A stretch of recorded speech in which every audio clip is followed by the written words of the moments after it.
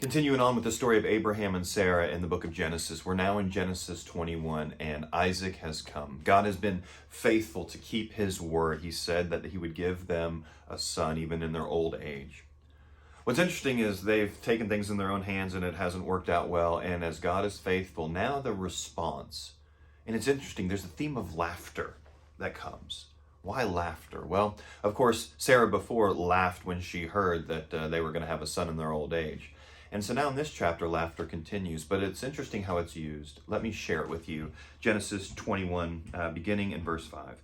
Abraham was 100 years old when his son Isaac was born.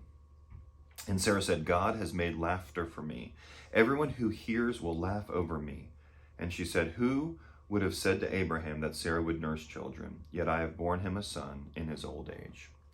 Right after this, we actually see Hagar and Ishmael's situation takes place and laughter happens again, and it's kind of a mocking idea.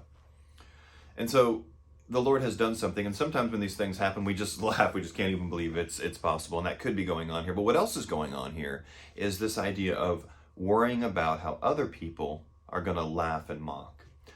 And so it's not completely clear on what all this entailed with this idea of laughter, but it does seem that Sarah is concerned about others mocking the fact that she now has a child in her old age. Now, I'm sure she's thankful, but there seems to be some concern here. And friends, this is important for us.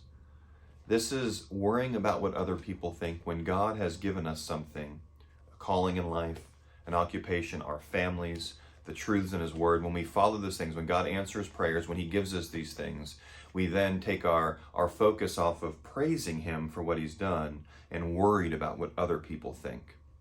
This can absolutely destroy our joy, our excitement, our peace as we focus on fear of man or love of man. And what that means is we're worried about what other people think more than what God has done and what he says. So friends, let me encourage you, focus on what God has said, be thankful for what he has done, and don't worry about what other people think. It doesn't really matter. Have a great day.